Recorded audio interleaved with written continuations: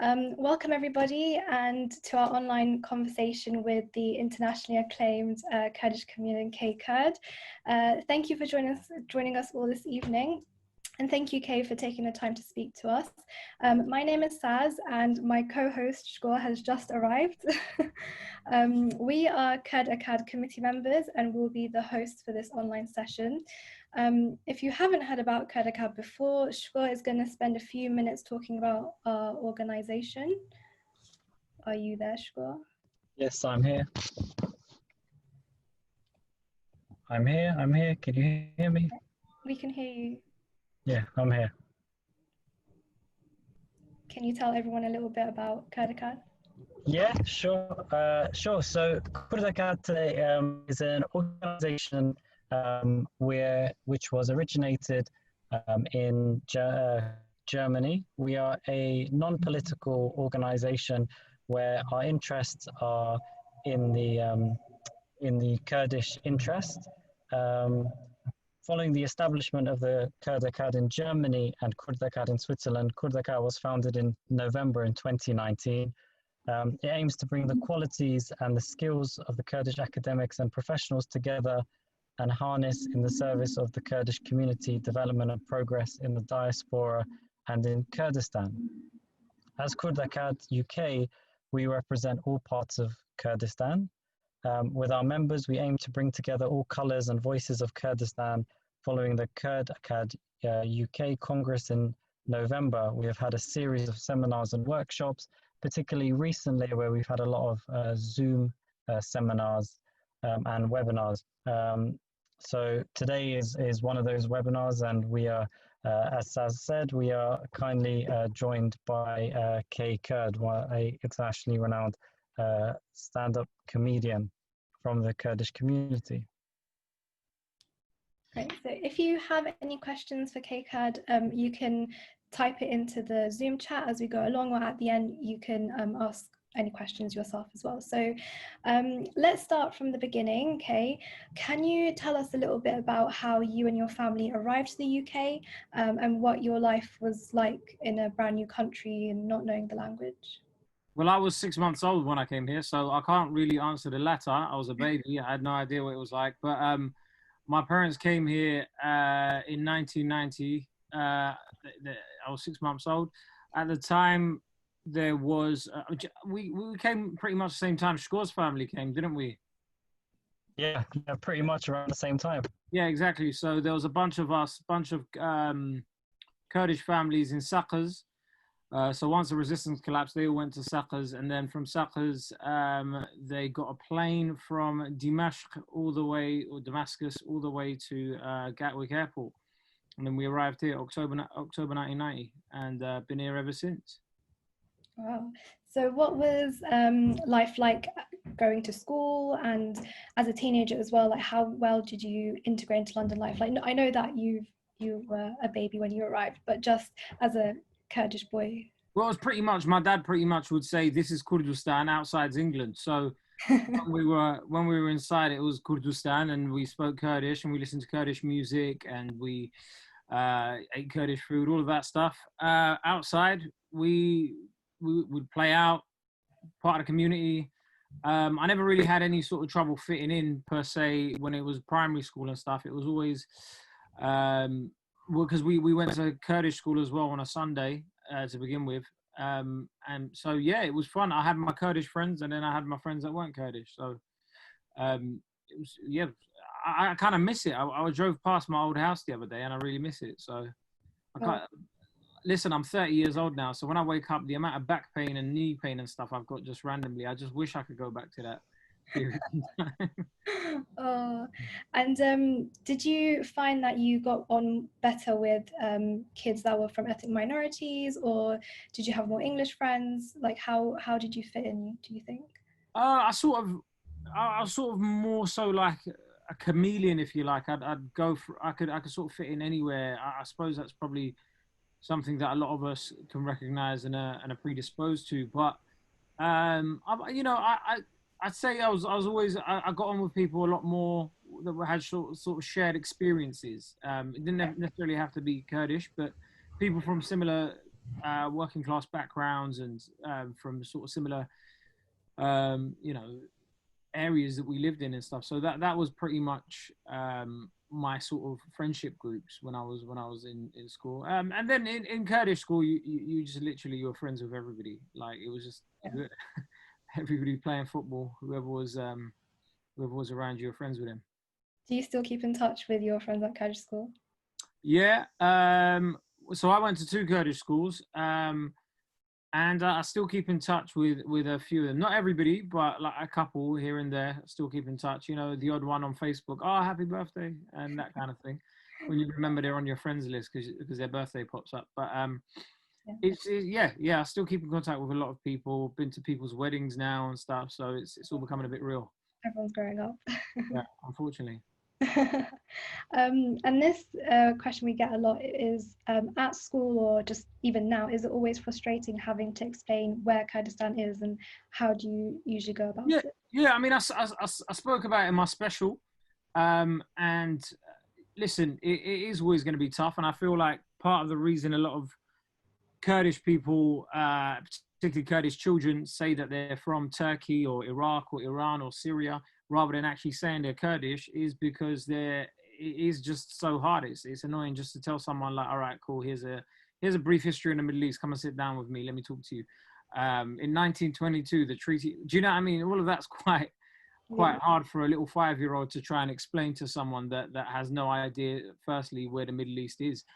But I think that was probably one of the reasons why I'm really wanted my ethnicity to be evident when I did stand up, because it would sort of inspire a child, not necessarily to get into comedy or get into a career in performing arts or in the media, but more so just to be like, oh wow, he's Kurdish and he can do that. Oh, and so people had a reference point. I remember once my dad told somebody he was Kurdish, and they were like, have you got a famous actor?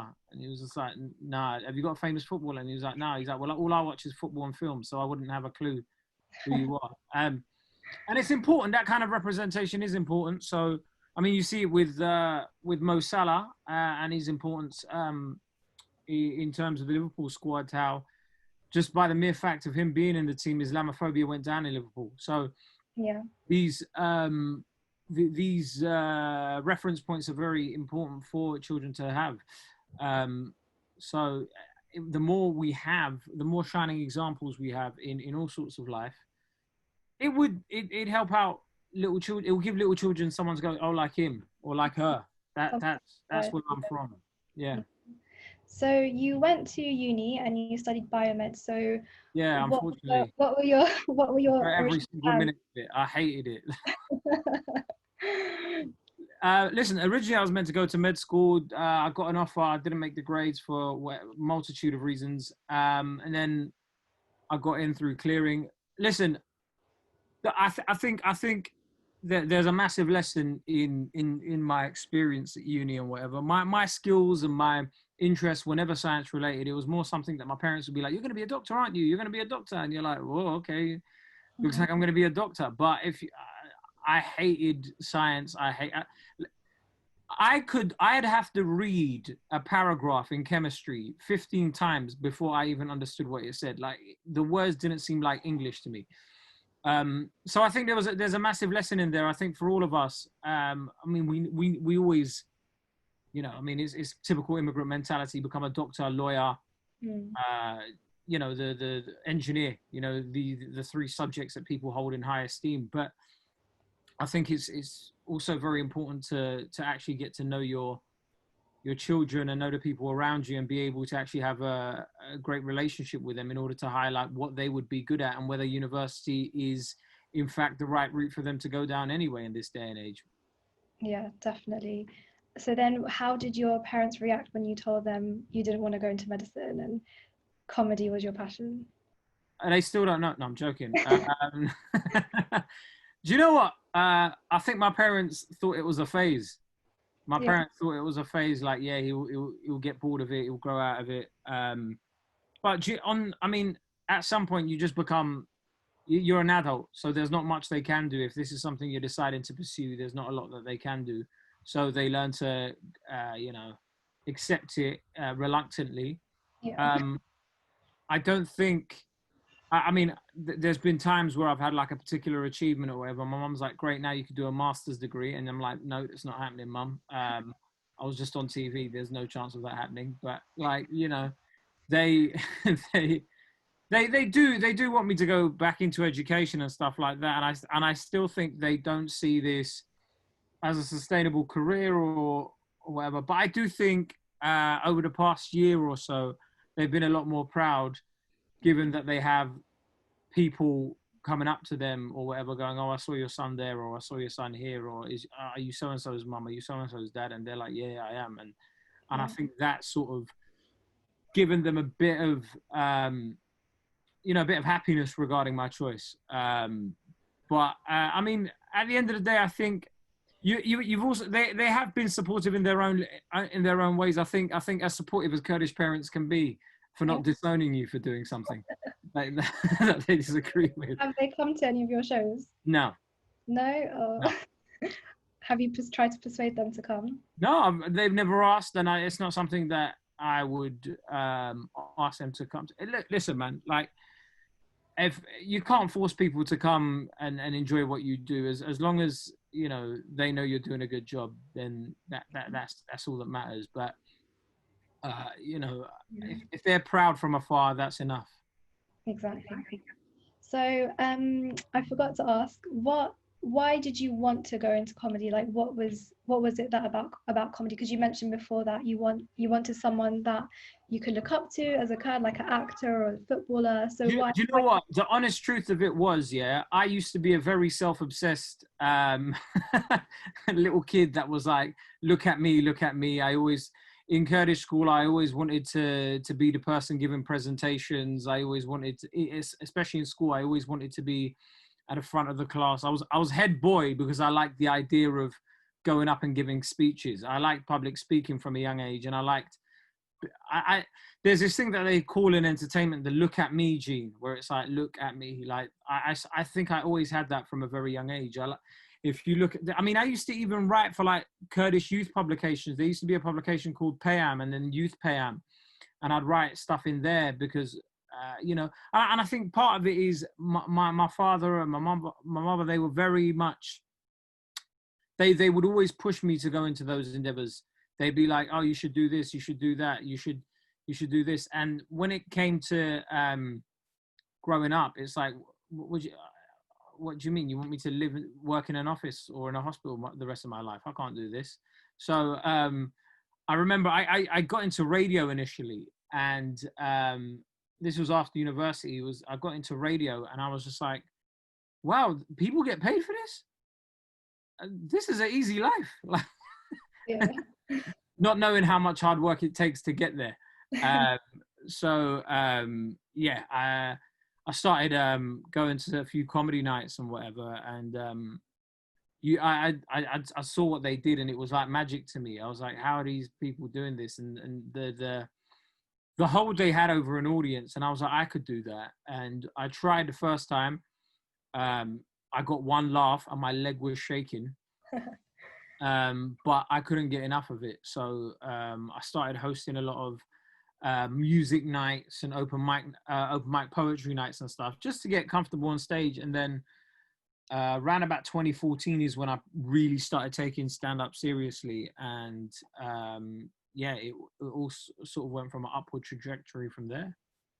And did you include sort of Kurdish material from the beginning, or do you feel that that's increased now that more people know about Kurdistan and the situation? I don't think it's about what people know about. I think it was more as a comic, how much I grew and how much I became comfortable on stage. And it's like anything that you do. At the beginning, you have like a foundation level, and the more you grow and the more you do it, the better, the more experience you have. You learn to navigate around certain topics in a much easier way, and you get better at it. And I think it was just a natural progression of who I was. And particularly when you're a new comic, people want to know a little bit about you. You can't just go on stage and people are like, all right, like you can't just start just doing any sort of joke. People want to know a bit about your life and your background, and Yeah. it's only natural to who I am to sort of mention it. Yeah. And did you have a mentor that helped you along the way, or anyone that sort of supported you and helped you? I didn't have a mentor as such. I think this is one of those crafts that's very solitary. When you're on stage, you're by yourself. When you're like, nobody's helping you out when you're on stage. I mean, I think I've got a very good management team, which I'm very lucky to have, and their guidance and help's always very much appreciated. But in terms of writing material and performing, a lot of it just comes from experience. You have to go up on stage every night, perform. Okay, that didn't work. Okay, that works. Yeah. People like that. People didn't like that. And you grow. You have to be very resilient when you're doing this, because you can get a lot of knockbacks before you can become successful. I'm still not a fraction of where I want to be, and it's a daily struggle. And this life isn't for the faint-hearted. If you can't take people's criticism, if you can't take people sending you abusive tweets or Instagram messages, then don't bother. Yeah. So how do you deal with that? How do you deal with the abuse or the sort of cancel culture? I moan about it to my brother, and then my brother was like, "Why the hell are you listening to them? Shut up." Do you ever respond? No, most of the time I just block them, to be honest with you. You block people. Listen, man, you've got to understand the internet has allowed 5-year-olds to argue with experts on subjects, right? There are people that have dedicated their lives to, education, politics, whatever, and then you'll get somebody that's read, I don't know, the 48 Laws of Power and thinks they're a master of philosophy, arguing with them on Twitter. And you should be able to filter out who's genuinely giving you constructive criticism, and who just wants to bring you down, and who just wants to get a bit of attention. A lot of the time, people will say negative things just to try and get a reaction out of you, and the block button is a wonderful button. Yeah. We have a question from Daban Jaff, and he says, is there any sort of ethnic-based discrimination in stand-up comedy, especially for comedians coming from the Middle East area in Asia? Ethnic-based discrimination, I'd say in recent years, stand-up has become very middle class, it's a lot more classist. And yeah, sure, there are some elements of unconscious bias, 100%, which is part of the reason you see a lot of comedians from ethnic minorities turn into the internet, be it YouTube, be it Twitch or Instagram.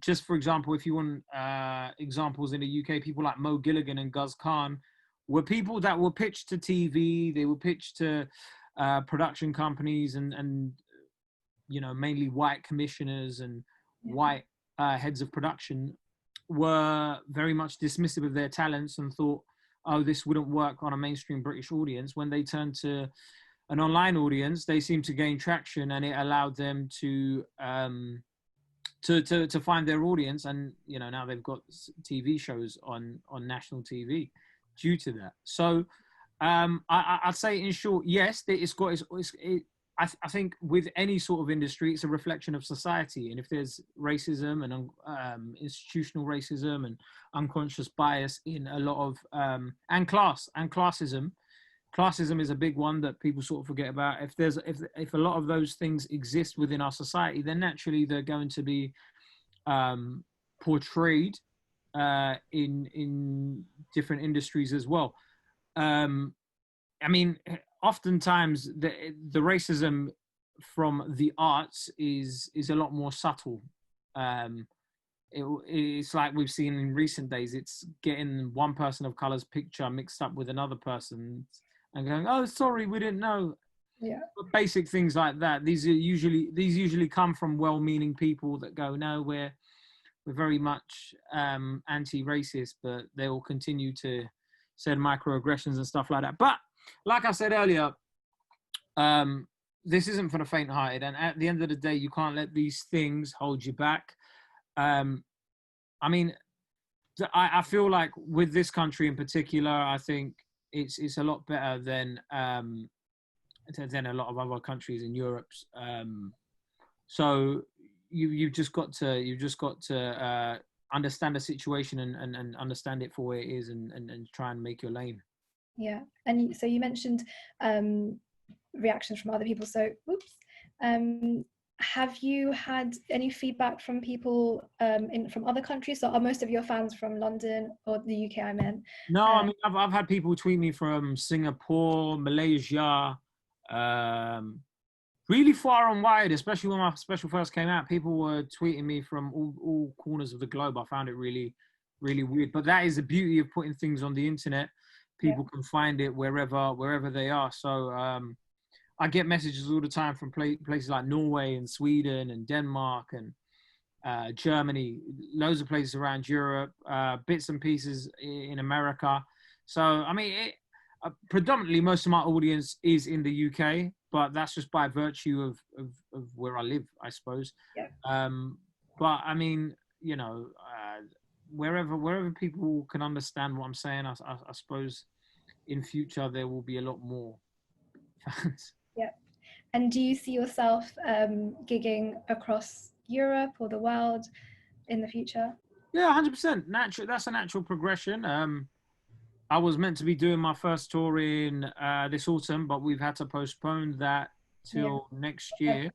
Hopefully, I mean, listen, with COVID, you don't understand when it's going to happen now. We're still not allowed in comedy clubs as comedians. And the longer social distancing goes on, I think it's going to be unlikely that we are going to be allowed in. But yeah, naturally, man, I want to be gigging all across the world. I want to travel the world and perform to everybody. So yeah. Do you see yourself having a show back home in Kurdistan? You know, you've got a lot of like followers and fans from there. Have you considered it, or is it a bit difficult?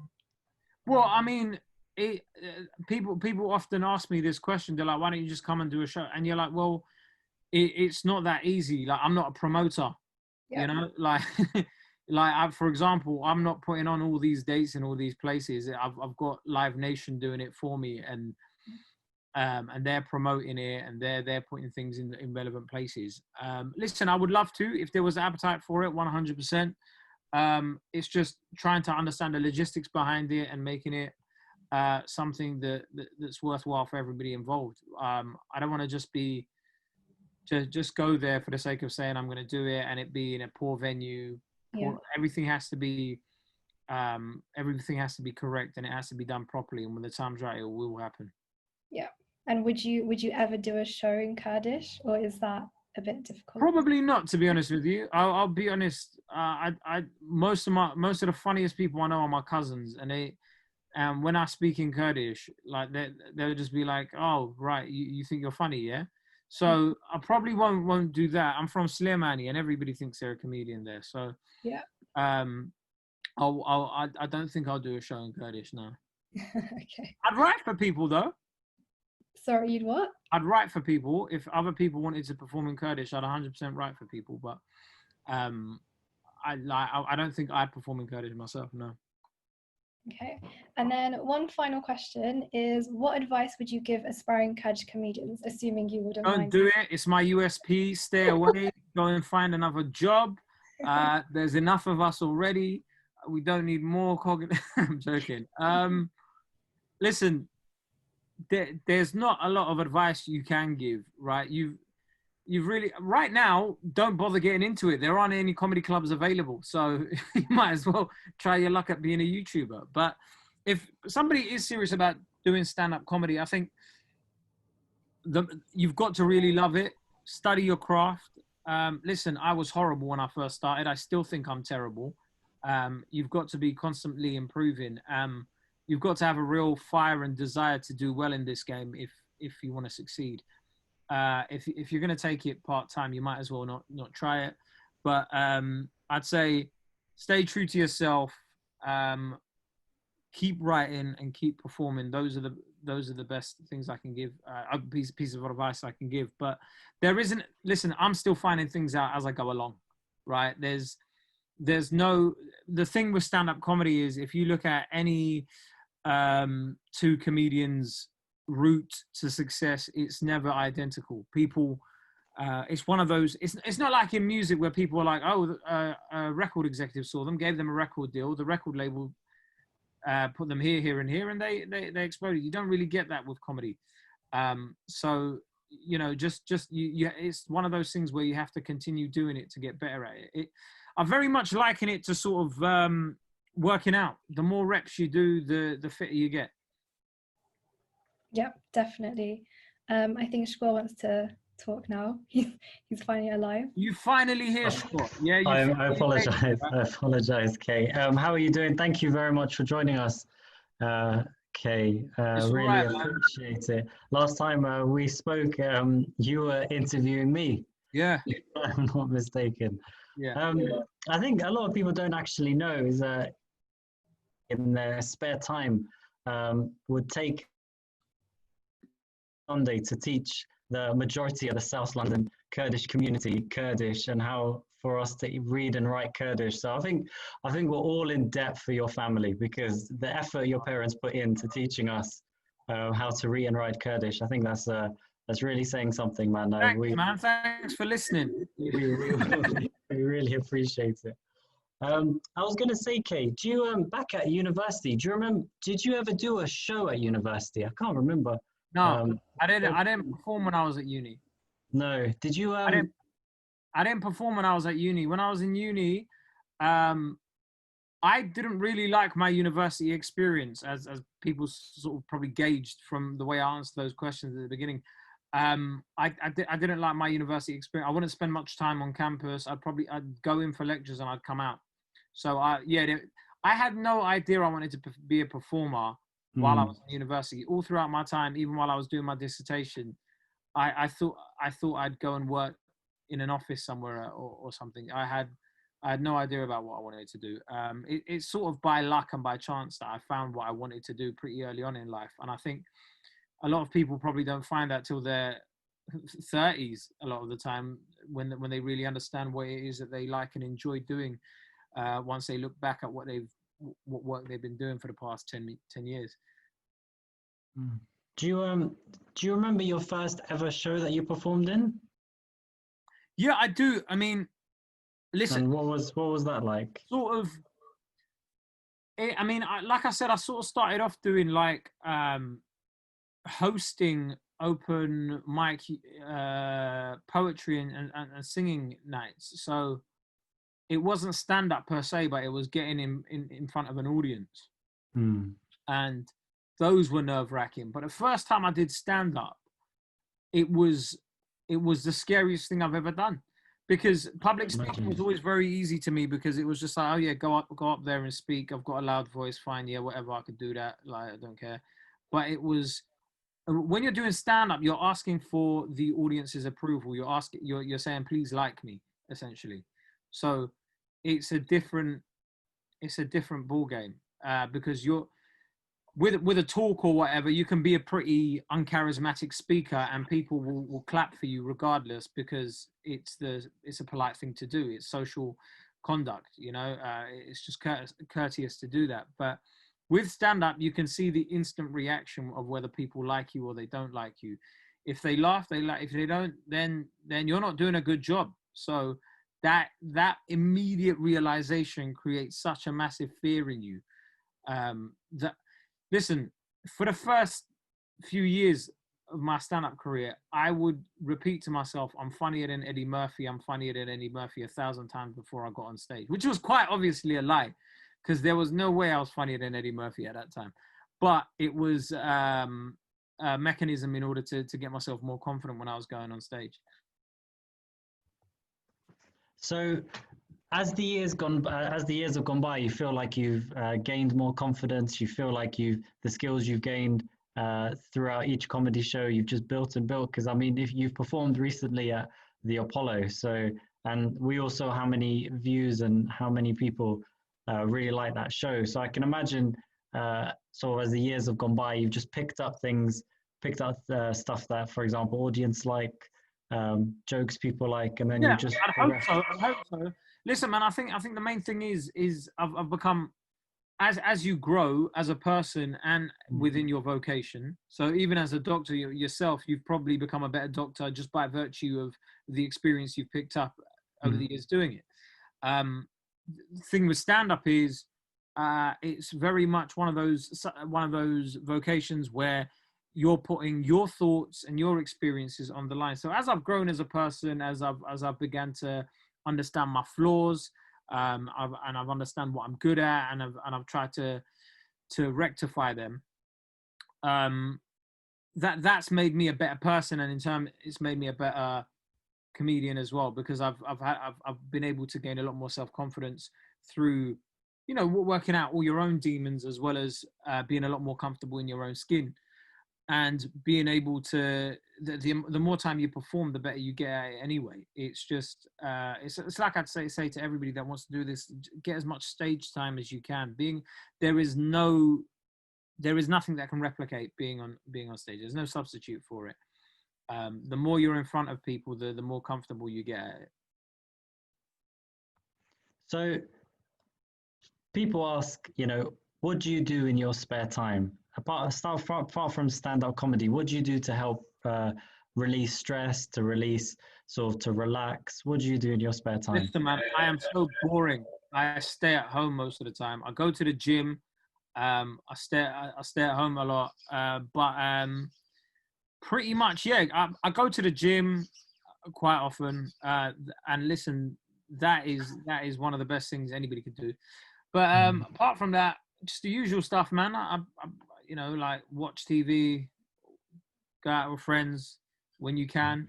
And the older you get, it gets harder to meet up with friends just by virtue of how busy everybody is. And when you sort of work when you're self-employed, or do what I do, most of the time I'm working on weekends when a lot of my friends are actually off, and I'm free like during the day on a random weekday. Yeah. So it doesn't really allow for conducive relationships with friends. So you have to get like little bits of time where you can. But pretty much, man, it's just exercise in the gym. It keeps your mind fresh. I started meditating at the beginning of this year. That's helped me a lot. But yeah, man, pretty much I'm very boring, man. People probably think I'm out partying every night and I'm out, like, you know, doing all sorts of drugs and stuff. I'm not, man. I'm just staying at home. Like that's probably like the perception people have of people in entertainment. But like honestly, like most of the time I'm at home. I take my dog for a walk, or the family dog for a walk, and that's about it, really. Yeah, I think a few of us have seen that. Seen your dog. It's called Riot, isn't it? Yeah. Yeah, it's got its own Instagram page, which I follow myself. I know I do. Kae, I mean, I know the answer to this question, but for everyone else, somebody asked if Kae is your real name, no, and it's not. And how did you come about? My name is Korran in Kurdish, but try and get an English person to say that, and you'll pretty much realize why I started just calling myself Kae. Were you always Kae, or were you Kae Kurd? Now, people at school never called me Kae Kurd. Like, people just used to call me Kae. That was it. So it's like, and at work and stuff. So when I went to stand up, it was like, yeah, okay, it's Kae Kurd. That was it. Kurd. Rather than saying any other sort of name. Somebody asks from the audience, how and where do you practice your material in advance of the show, and then just before the show? And have you had hecklers before? How do you deal with them on the spot and afterwards? I've got tons of hecklers videos and stuff, like people that will say stuff. It's just like little crowd work videos. When I speak to someone or someone says something, I'll put that on. I've put some of those videos on Instagram. But sorry, how was it? How do you deal with hecklers? How do you deal with hecklers? How do I deal with hecklers? It depends on every situation is different. It depends on what they're saying, where you are, all sorts of things. But mainly, you just roast them. But in terms of where I practice material, there's all sorts of new material nights where people are aware that the comedians are trying these jokes out for the first time. I do go to a lot of those. Most comedy clubs have a new material night, and I'll go book into one of those and perform my jokes there. Or sometimes I do work in progress shows where it's you trying to get together an hour show, and it's a lot of it is new jokes, a lot of it is just ideas, a lot of it is just premises. So it may not be the funniest show, but it's just the process that you need to go through in order to in order to get a great body of work for an hour. Oh, thank you. Kae, with this whole COVID situation, I know you've asked me about COVID. You're obviously in the industry. Where is it going with regards to comedy clubs? Like, what are they saying? What is behind the scenes? Do you know of how they're planning to open? Are they going to have to reduce the number of tickets? Well, what is the deal? So, I mean, there's a lot of comedy clubs that will probably, I mean, there was an article about this a few weeks ago about 70% of venues or something like that are at risk of closing because of the lack of funding available to them and stuff. And the thing is, the nature of these things, a lot of them can't open with social distancing in place. They won't be able to break even financially. It just won't be possible. So, yeah, I mean, people have got rent to pay, and it's quite hard for them to do so. So do you see comedy going sort of more virtual then? More virtual through the TV, through the computers, sort of stand-up? I mean, I don't think stand-up really exists like that. I don't think stand-up can live like that. Stand-up's all about the audience. So I don't think that's the way it's going. Comedy already exists online in the form of sketches, in the form of like podcasts, that kind of thing. I don't think stand-up's going to go that way. But while social distancing is in place, I don't think a lot of comedy clubs are going to be able to open like before. Certainly, where people are like sat together in small basements, I don't think that's happening for a while. Have you ever thought to venture into things like acting in comedy TV shows or movies? Yeah, I mean, I find it funny when people people ask things like this, when people are like, why don't you just go and ask Netflix for a show? It doesn't work like that, man. Like when people go, why don't you ask the BBC for a show? It doesn't work like that. There's processes that happen. If it was that easy, you'd be able to do it. Like, do you see what I'm like, you can't just go, hi, Mr. Netflix. Just wondering, I fancy doing a show. Do you know what I mean? Like, of course, I've been to castings. I've been to all sorts of things, but a lot of the time you may not be right for the roles that they have. So you've just got to it's just one of those things. It will happen in due time. It's just the opportunity hasn't come up yet. You spoke about your cousins being some of the funniest people. There's a question from Facebook that says many Kurds know that people from Slemani are very good-humoured. Hassini Shireen is one of them. Have you ever got any inspiration from that humour, from the Kurdish humour back home? I think you answered this earlier. The thing is, it's just like we've like when I'm around family and stuff, and you're around those people that are quick-witted like that, you're always on guard. So I suppose it's helped in that sense, where you're like, okay, well, I know he's going to probably say something or whatever, but it's not shaped any of my material. I wouldn't say no. No. Okay. What's your plan next after hopefully, like, if this COVID thing settles and the comedy clubs open? Are you gonna go full out for stand up? Do you have a show planned? What is it?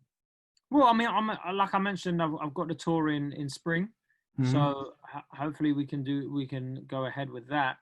I'm writing bits and pieces, writing different treatments for script ideas and stuff, but I don't tend to like talking about what I want to do and stuff until it's done or until it's coming out. So just trying to create great work, to be honest with you. Excellent. What football team do you support? Are you a Man United fan? I forgot. You guys have done pretty well this season. Awful. You guys are in Champions League. Yeah, it's not It's not too bad. Thank you very much for this, Kae. We really appreciate it. I'll just see if we have any questions elsewhere from our audience. And if anybody has any questions for Kae through Facebook or Zoom, people can ask their questions now. Saz has a question. I've typed in, but I just wanted to know, are there any other comedians that you really enjoy their comedy, or mainly American. I'll take a lot of influence from American comedians. So people like Dave Chappelle, Chris Rock, Bill Burr. They're like working comics that are pretty much my inspiration. Bill Burr particularly in recent years. But yeah, like you can learn. The thing is with comedy, with stand-up, it's hard for me to watch a lot of it. Just one, because I don't want to be influenced by it, and two, I don't find a lot of people funny anymore. So it's one of those things when you're within that world. It's like a magician knowing the tricks. So once you know where something's gonna go, it's not as funny as you want it to be. But yeah, those ones that I mentioned, they're really good. How about any up and coming comedians that you would recommend people checking out? Up and coming. Yeah. It depends. It depends on your humor, honestly. But I mean, like, English ones will probably all be my mates that I'll tell you to check out. So that's fine. They'd be tweeting them all the time. People like Adam Rowe, Dane Baptiste. These guys are excellent. My mind's gone blank all of a sudden. I've forgotten all my friends' names. Listen, man, like, you see me retweeting their work. If you're on my Twitter, you'll see me retweeting their work if there's anybody funny.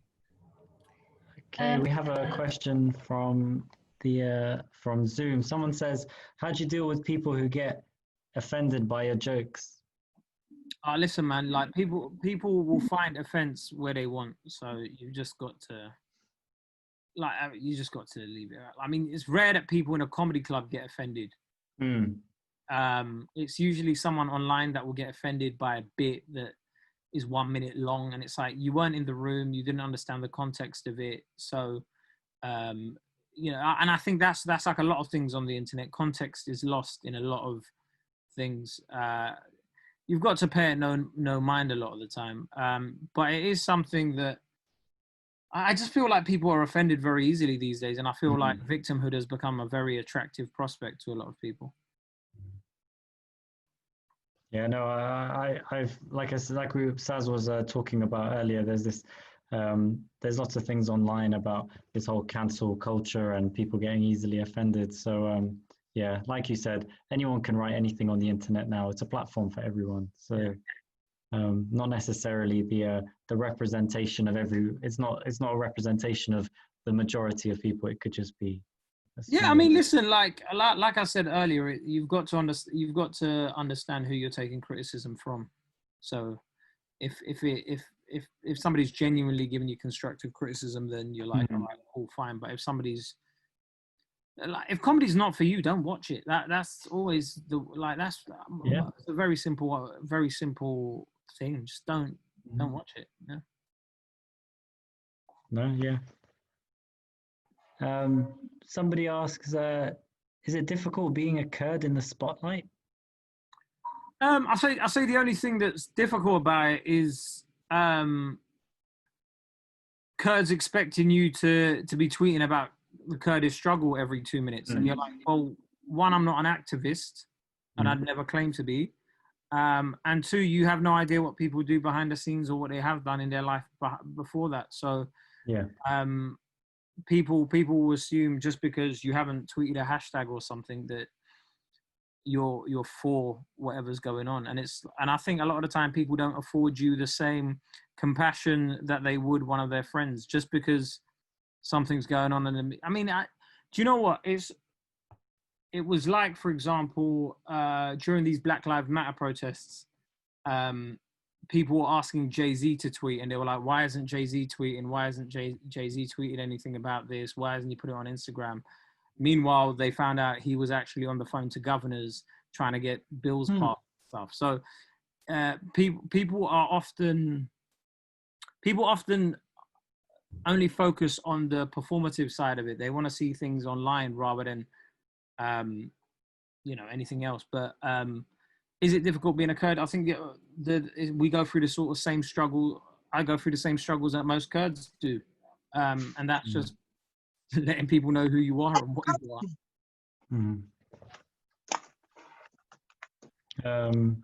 There we go. Facebook question, but I think you answered it. So the question is whether you were born here or Kurdistan, but at the start you clearly said you were born in Kurdistan. Yeah. I think that point is actually really important. The one that you said, just because you're a Kurd, people expect you to be an activist, and it's very true. So many people online expect famous people, just because they're a certain heritage, just because they're from a certain minority, that they should be actively engaging activists of going to protest. I mean, at the end of the day, we're all human. We all have our personal stuff, and like you said, there are a lot of things that go on behind the scenes. So just because you haven't put something on a story doesn't mean it's not in your heart. It doesn't mean it's not something that you don't believe in. So yeah, no, I totally agree with you.